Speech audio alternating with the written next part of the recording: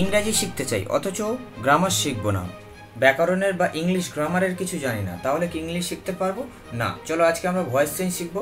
Voice change কি? Voice change হচ্ছে বাচ্য পরিবর্তন, যা বলার ধরন পরিবর্তনকে বোঝায়। যেমন একটি উদাহরণ দেখো, আমি একটি বই পড়ছি, আই অ্যাম রিডিং আ বুক। কত সহজে দেখো এই বাক্যটাকে আমি প্যাসিভে করি, a book is being read by me. কিন্তু হলো কি করে?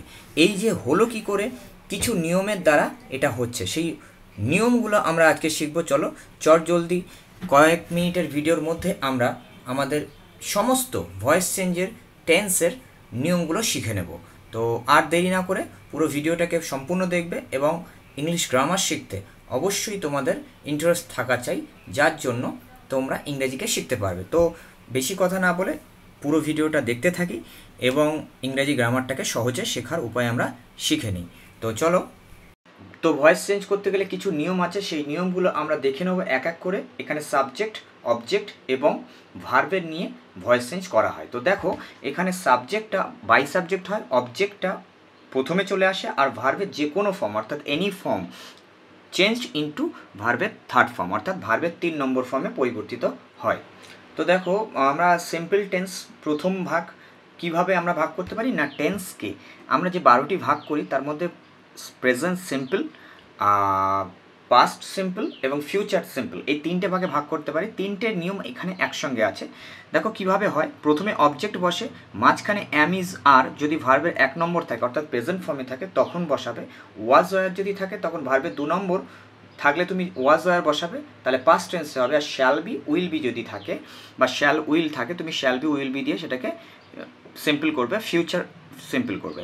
তো তারপরে ভার্বের 3 নম্বর এবং তারপরে রিমেনিং এবং শেষে বাই দিয়ে সাবজেক্টকে বসালে আমাদের সিম্পল নিয়মের প্রত্যেকটা নিয়ম করা সম্ভব হবে। তো দেখো সিম্পল টেন্সের প্রথম নিয়ম হচ্ছে present simple tense. Present simple টেন্সে কীভাবে হয়, আই ইট রাইস, এখানে ইটটা হচ্ছে 1 নম্বর, এট হচ্ছে 2 নম্বর এবং 3 নম্বর হচ্ছে ইটেন। তো দেখো আই ইট রাইসের এটা অ্যাক্টিভে আছে, আমি এটাকে যদি প্যাসিভে করতে যাই তখন হবে rice is eaten by me. এখানে ভার্বের 3 নম্বর হয়ে গেছে, ভার্বের 1 নম্বরটা। এইভাবে অ্যাক্টিভ থেকে প্যাসিভ করা হয় প্রেজেন্ট সিম্পল টেন্সের বেলাতে। তো চলো আমাদের এটা দেখা হয়ে গেল। তারপরের সিম্পল যেটা আছে সেটা হচ্ছে পাস্ট সিম্পল টেন্স। এটা এখানে দেখো ওখানকার মতো সেম টু সেম, কোনো পার্থক্য কিন্তু নেই, শুধু এখানে আছে আই এট, ওখানে ইট ছিল এখানে এট আছে, বাকি কিন্তু সবটুকুই এক। ওখানে অ্যামিজার আসছিল, এখানে দেখো ওয়াজ এসছে। তো এইটুকু পার্থক্য ছাড়া প্রেজেন্ট এবং পাস্ট সিম্পলের কোনো পার্থক্য নেই। তারপরের গুরুত্বপূর্ণ সিম্পল টেন্সটি হচ্ছে ফিউচার সিম্পল টেন্স। দেখো এখানে আই শ্যাল ইট রাইস, খেয়াল করে দেখো শ্যাল আছে, তাহলে আমি শ্যাল দেখে বুঝে গেলাম যেটা ফিউচার টেন্সে আছে, আমি তাকে ফিউচার টেন্সের প্যাসিভে করছি, তাহলে তখন হবে রাইস উইল বি, কারণ রাইস একটা বোঝাচ্ছে তাই তার সঙ্গে উইল বসছে এবং তারপরে বি বসছে, তারপরে ভার্বের 3 নম্বর বসে বাই দিয়ে অবজেক্ট করছি। আই থেকে মি হয়ে যাচ্ছে, খেয়াল করবে আই থেকে মি হচ্ছে, হি থেকে হিম হবে, শি থেকে হার হবে। এই রকম ভাবে সাবজেক্টটা চেঞ্জ করতে হয়, দে থেকে দেম হবে ইত্যাদি। এরপরের যে অংশটি সেটি হলো কন্টিনিউয়াস টেন্স। কন্টিনিউয়াস টেন্স মানে যেটা চলছে অর্থাৎ এখন হচ্ছে, বর্তমানে যেটা বা অতীতকালে যেটা হচ্ছিল এরকম বোঝাবে, তখন কন্টিনিউয়াস টেন্স হবে। দেখো প্রথমে কন্টিনিউয়াস টেন্সের প্রথমে অবজেক্ট বসবে, তারপর প্রেজেন্ট টেন্স হলে অ্যাম ইজ আর বসবে, অ্যাম ইজ আর বলে দেওয়া থাকবে, তুমি দেখেই বুঝতে পারবে এটা প্রেজেন্ট টেন্সে আছে। তারপরে বিইং বসবে, তারপর ভার্বের থার্ড ফর্ম বসে রিমেনিং বসবে, যদি রিমেনিং থাকে তারপরে বাই দিয়ে সাবজেক্ট বসবে। এখন বিষয় হচ্ছে যদি পাস্ট টেন্সে হয় তাহলে ওয়াজ ওয়ার থাকবে অ্যামিজারের পরিবর্তে। এখানে একটি গুরুত্বপূর্ণ বিষয় হচ্ছে যে ফিউচার কন্টিনিউয়াস টেন্সের অর্থাৎ 10 নম্বর নিয়মের কোনো প্যাসিভ ফর্ম হয় না, 10 নম্বর ফর্মের প্যাসিভ ফর্ম হয় না, সেই জন্য কিন্তু এখানে কোনো প্যাসিভ ফর্ম দেওয়া হয়নি। তো দেখে নিই আমরা কন্টিনিউয়াস টেন্সের যে প্রথম নিয়ম পারফেক্টভাবে, যে প্রেজেন্ট কন্টিনিউয়াস টেন্সের কীভাবে হয়। দেখো এক্সাম্পলে আমরা উদাহরণ হিসাবে ব্যবহার করতে পারি যে আই অ্যাম ইটিং রাইস, এটা অ্যাক্টিভে আছে, এখানে দেখো অ্যাম আছে তাহলে প্রেজেন্ট টেন্সে আছে, ইটিং আইএনজি আছে। এই আইএনজি দিয়ে কি হয় না, আইএনজি আছে বলে সেই জন্য কিন্তু বিইংটা যোগ হচ্ছে প্যাসিভে। দেখো এখানে অবজেক্ট আছে রাইস, রাইস মানে ভাত, সেটা প্রথমে আসে রাইস, যেহেতু একটা বোঝায় রাইস সেহেতু ইজ বসেছে, rice is being eaten by me.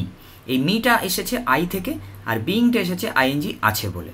তো আমরা দেখে নিলাম আই এম ইটিং রাইস, আমি এটাকে অ্যাক্টিভে করলাম, আর প্যাসিভে সেটাকে করলে কি হবে, rice is being eaten by me, এটা প্যাসিভে। তো যেমন সুন্দরভাবে প্রেজেন্ট কন্টিনিউয়াস টেন্সকে দেখলাম, তেমনই দেখো পাস্ট কন্টিনিউয়াস টেন্সে পার্থক্যটা কোথায় আছে। তো প্রেজেন্টের মতো পাস্টেও একই পার্থক্য হলো, দেখো এখানে প্রেজেন্টে ইজ ছিল, আর যেখানে আমাদের পাস্ট টেন্সে ওয়াজ হচ্ছে, ওয়াজ ইটিং রাইস। এখানে দেখো রাইস ওয়াজ, তাহলে ওখানে ইজ ব্যবহার হচ্ছিল বারবার, এখানে ওয়াজ ব্যবহার হচ্ছে। ওখানে অ্যাম আয়ের সঙ্গে বসছে, ইজ একজন হলে বসছে, আর অনেকজন হলে আর বসছে। তেমন পাস্ট টেন্সে আয়ের সঙ্গে বা একজন হলে সেক্ষেত্রে ওয়াজ বসছে এবং বাকি অংশগুলোতে অয়ার বসছে। এটুকুই হচ্ছে প্রেজেন্ট কন্টিনিউয়াস টেন্সের তৃতীয় এবং অন্তিম পার্ট, যেটা সেটা হচ্ছে পারফেক্ট টেন্স। পারফেক্ট টেন্স মানে কি, দেখো যেখানে ই আছে ই আছি যোগ থাকবে। ই আছি ই আছে ই আছে মানে মানে এটা বলার অর্থ কি না, আমি খেয়েছি, সে খেয়েছে, সে গিয়েছে, এরকম বোঝালে তখন সেখানে পারফেক্ট টেন্স হয়। তখন সেখানে পারফেক্ট টেন্সের আমরা প্যাসিভ করবো কীভাবে, প্রথমে অবজেক্টকে আনবো, তারপরে হ্যাভ বা হ্যাজের যে কোনো একটাকে আনবো, তারপরে বিন যোগ করবো, ভার্বের থার্ড ফর্ম দিয়ে রিমেনিং যদি থাকে বসাবো, তারপর বাই দিয়ে সাবজেক্ট বসাবো। কিন্তু এটা প্রেজেন্ট টেন্সের ক্ষেত্রে হ্যাভ এবং হ্যাজ প্রেজেন্ট টেন্সে থাকে, পাস্ট টেন্সে হলে সেখানে কিন্তু হ্যাড বসবে। আর যদি ফিউচার টেন্সে থাকবে কী করে বুঝবো, না শ্যাল থাকবে অথবা উইল থাকবে, তারপরে হ্যাভ বসবে। শ্যাল অথবা উইল থাকবে, তারপরে হ্যাভ বসবে।